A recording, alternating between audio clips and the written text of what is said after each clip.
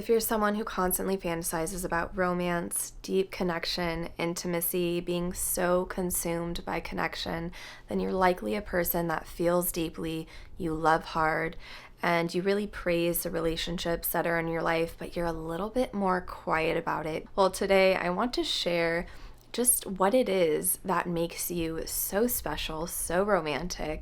And we're going to do that by exploring 5 different fantasies that you likely have. So let's explore these together. The first romantic fantasy is about being deeply pursued. You may imagine that there's a person who's kind of hunting you down and trying to get your attention, and you just keep walking. You know that they're there. It's kind of like this playful back and forth energy, cat-dog relationship that's actually quite loving and compassionate. Well, if you have this, it's not so much about you wanting attention from other people in the fantasy, but it's more about you simply wanting to be seen as an individual. It can be as simple as that. We don't have to go into crazy details, but if you look at your life right now and ask yourself, am I seen in my work, in my relationship, in my role as a parent or as a girlfriend, boyfriend? Are you seen? Are you felt as an individual just as you are without needing to change who you are, your personality?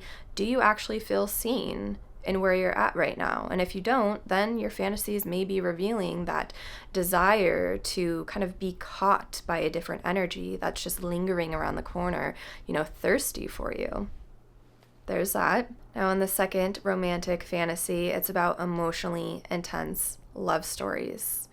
This is dramatic passion. It's an energy that says you guys just cannot stay away from one another, the chemistry that fuels your body. But the truth might just be that you crave emotional intensity, validation, or maybe escaping from emotional numbness. Now, if you're to bring this down to kind of form it for yourself, then you can see practically how to do this is maybe to add a little bit more spice, a little bit more love, a little bit more affection and eros energy into the things that you do in life. It may not have anything to do with you and your partner, but more so on how you can react and respond to the things that you show up for in life.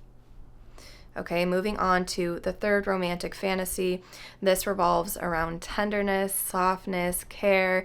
Most of the time when people have any kind of tender fantasy, it's the softness, the soft touch, the graze on the lip or on the cheek. It's looking into one another's eyes and seeing the soul, seeing not just the person, but the energy within that person. Now, there's a sense of emotional safety in this fantasy. And if we look at some of the shadow energies around it, I would question, do you have any kind of safety or softness in your life? Is everything very hard, repetitive, schedule, like kind of more strategic? There's not an aspect of like seeing the soul as much as it's about the masculine mindset of just getting things done and being in a routine in life. Okay, there has to be a balance. So if your fantasy is revealing such a soft, tender, the forehead kisses and the slow walks and the holding hands, if you're indulging in that, then man, you may be craving just a little bit of softness in your life. So that's what I would invite for you to do. Find some softness. When you're lying on the ground, allow your eyes to kind of gaze and not be so hard. That's just one thing that you can do, a practical step. Okay, now we're going to look at the fourth fantasy, and this is about emotionally unavailable people who are opening their arms to you and welcoming you into their space, embracing you exactly as you are. If I look at your life and I notice that there's someone who you deeply admire, who you look up to, they may be a mentor or just some kind of inspiration, but you feel like you can't really meet their expectations or be beside them as an individual, this fantasy comes to mind that I would simply ask, is there a way for you to feel more worthy in who you are for this grand energy, which is kind of being idealized in your fantasy to be anchored into this now time, because at the end of the day, you are worthy of being with this person who is emotionally unavailable, and then all of a sudden they choose to welcome you. But you can be here now knowing that that energy is already within you. It's already here and it welcomes you and it loves you. But in order to actually feel that without me sounding too woo-woo, is that you do have to do some things in your life to build some self-esteem, to become aware of who you are, to have your feet grounded, and to know that there is that energy which wants to welcome you and let you know that you are great. So if that fantasy comes to mind, then maybe it's some time to build a little bit of self-esteem, do something hard just so you know that you are capable of doing things in life and you can rise to the higher status that you see yourself being embraced with and by. Okay, now we're going to look at the very last romantic fantasy, and this is all about adventure. This is about going on the road trip with the person that you love, and it's like such an intense excitement. You're on the go. You guys are running together. Maybe you're traveling. It's a fantasy of you and the other being completely untethered in life and so playful, so free.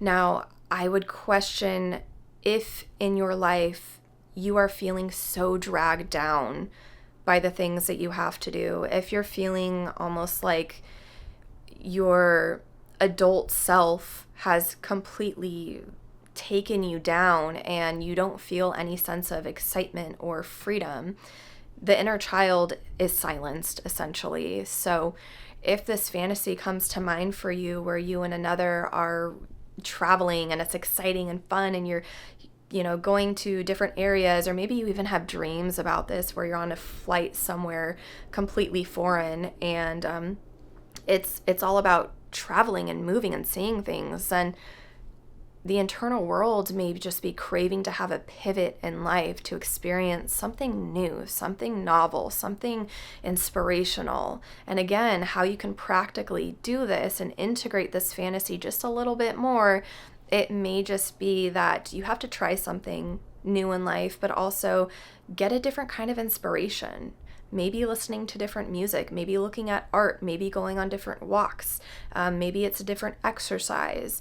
You have to feel a sense of Eros kind of replenishing the soul and doing this in a way that is not so common for you anymore. So to circle this entire video up, to complete it, I would simply invite you to look at your life right now and notice these emotional themes that keep coming up, what you're actually craving, writing that down, the fantasies that you have, understand the different people and the environments in it, but then also practically speaking, what you can do right now to bring Eros in and to shift these fantasies to make them more of reality.